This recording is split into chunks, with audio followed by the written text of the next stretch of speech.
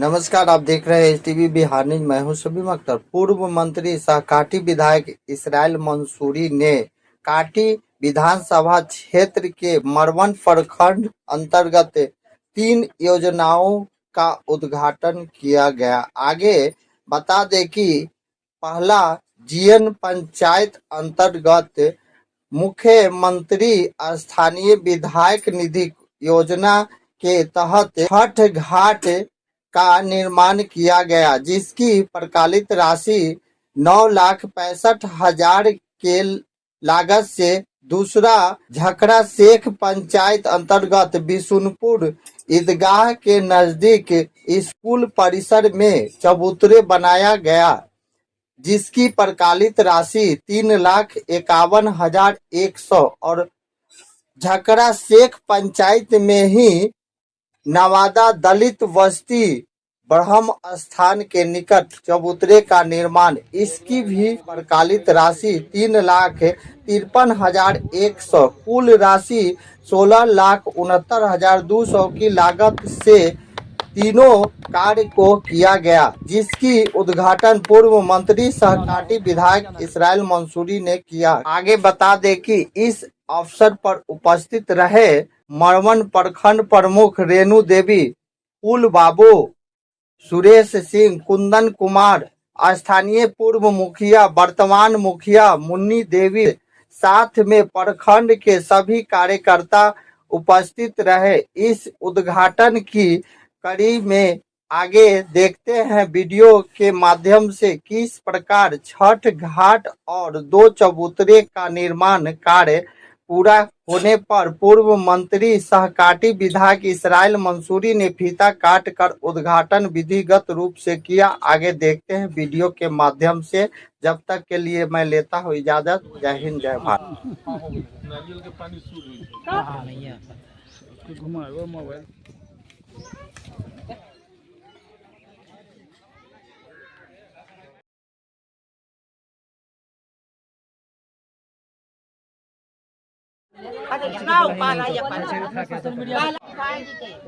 बाकी हमने उद्घाटन तीन योजनाओं का उद्घाटन। पहला जीएन पंचायत अंतर्गत मुख्यमंत्री स्थानीय विधायक निधि योजना के तहत छठ घाट का जो है निर्माण कराया गया है, जिसकी प्राकृतिक राशि 9,65,000 के आसपास है।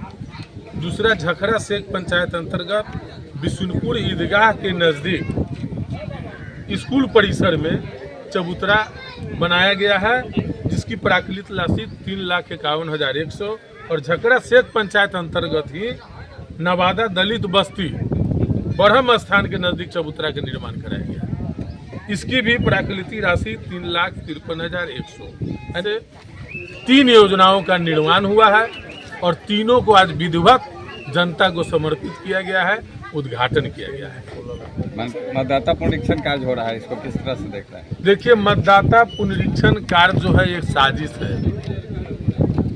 ये एनडीए की सरकार जब यह जान गई है कि बिहार में इनकी सफाया तय है, लोगों ने मन मिजाज बना लिया, लोगों का भरोसा जब हो गया, जब 43% लोगों ने युवा नेतृत्व श्री तेजस्वी प्रसाद यादव जी के प्रति भरोसा जताया, तो पूरे राज्य से लेकर के देश के एनडीए के नेताओं को हाहाकार मच गया। लोग डर गए और डर और भय के कारण ये मतदाता पुनरीक्षण की बात सामने लाए, ताकि दलित, पिछड़े, वंचित तबकों के गरीब लोगों का मतदाता सूची से नाम काट दिया जाए। ये साजिश किया गया है। जो काम मतदाता पुनरीक्षण का काम 2003 में सरकार को 2 साल लगे थे, महज 25 दिन में खाना पूर्ति किया जा रहा है। जैसा कि आप देख रहे हैं कि लोग जो है, लोग बीएलओ पर दबाव बना रहे हैं, बड़े पदाधिकारी, और सीधे फॉर्म भर भर के जमा किया जा रहा है। कितना वीडियो फुटेज आया है कि लोग दूसरे मतदाता के ऑनलाइन कर दे रहे हैं, उसको मालूम भी नहीं है।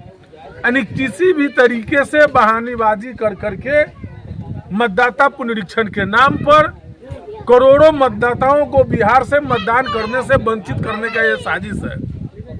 आप देख रहे हैं कि बिहार में बाढ़ की स्थिति भयावह रहती है।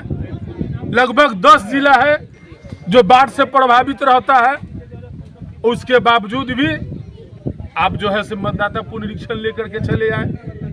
4-4.5 करोड़ लोग बिहार से बाहर पलायन कर रहे हैं, रोजी रोजगार में लगे हुए हैं। और इतनी भयावह स्थिति के बाद भी आप 25 दिन में महज मतदाता पुनरीक्षण की काम कर रहे हैं।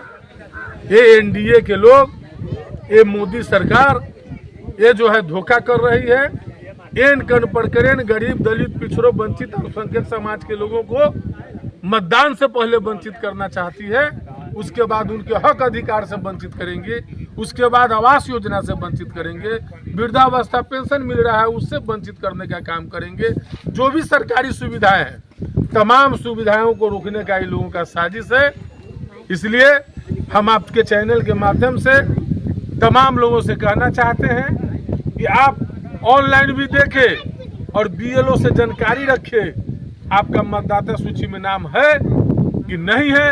यदि नहीं है तो आपको आपत्ति करना चाहिए, क्योंकि यह गूंगी बहरी सरकार, ये चुनाव आयोग नहीं है, ये मोदी आयोग बन के रह गया है। इसलिए आपको सावधान और सचेत रहना पड़ेगा।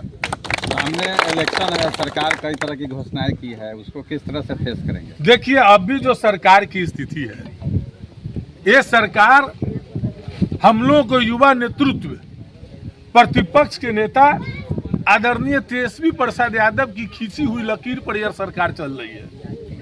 ये सरकार तेजस्वी प्रसाद यादव की नकल कर रही है। ये सरकार तेजस्वी प्रसाद यादव जी जो बोल रहे हैं वही यह काम सरकार कर रही है। तेजस्वी प्रसाद यादव जी ने क्या बोला था 2020 में कि हमारी सरकार बनेगी तो हम कैबिनेट में पहली कलम से 10 लाख नौकरी देंगे। क्या बोल रहे थे इस राज्य के मुखिया माननीय मुख्यमंत्री जी? क्या क्या नहीं बोल रहे थे? कहां से पैसा लाएंगे? माता पिता के नाम लेने लगे थे व्याकुल होकर के। लेकिन महज एगो संजोग था, 17 महीना की सरकार बनी तो 5-5.5 लाख लोगों को रोजगार मिला, नौकरी मिला और 3.5 लाख पर क्रियाधीन करके आया गया। तो हमारे नेता जो कहते हैं सो करते हैं। हम लोग की सरकार बनी तो आईटी पॉलिसी बनी। आईटी पॉलिसी में लाखों बिहार के बेरोजगार नौजवानों को नौकरी मिलेगा। खेल पॉलिसी बना, टूरिज्म पॉलिसी बना, 50,000 करोड़ का निवेश आया। आप क्या कर रहे हैं? और जब हम लोग के नेता ने घोषणा किया कि जब हमारी सरकार बनेगी तो 200 यूनिट बिजली फ्री करेंगे, आप तो पहले कहते थे कि नहीं होगा, लेकिन आज उसी रास्ते पर चल रहे हैं। जब हम लोग के नेता ने कहा कि हमारी सरकार बनी तो दिव्यांग वृद्धजनों को वृद्धावस्था पेंशन की राशि जो 400 मिलता है हम 1500 देने का काम करेंगे। आप फिर तो उस समय क्या बोलते थे कि कहां से लाएगा, फिर किस रास्ते पर चले हैं? तो जो तेजस्वी प्रसाद यादव जी जो लकीर खींचते हैं, माई बहन मान योजना भी लोग लेकर के आएंगे। अभी नाक रगड़वाएंगे तेजस्वी जी इन लोगों से कि हम जो बोलेंगे वो करना पड़ेगा। ये सरकार की स्थिति है, समझे? तो अब कान पकड़वा करके माई बहन मान योजना का भी देखिएगा घोषणा इन लोगों को करना पड़ेगा। तो तेजस्वी यादव जो कहते हैं वही सरकार करती है। सरकार का अपना ये नकलची सरकार है, ये विपक्ष की नकल करती है। इसी से और भयावह स्थिति है बिहार में। सरकार नाम की कोई चीज नहीं दिखाई दे रही है। 14 दिन में 70 हत्याएं हुई है, लगातार लूट मार, हत्या, बलात्कार की घटनाएं हो रही है।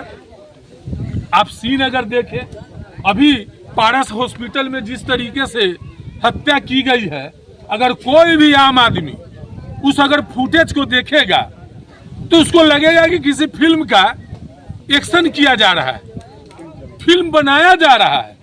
ऐसे निर्भीक हो गए अपराधी। तो पुलिस पस्त है और अपराधी मस्त है। यही गुंडा राज क्या महागुंडा राज बिहार में चल रहा है।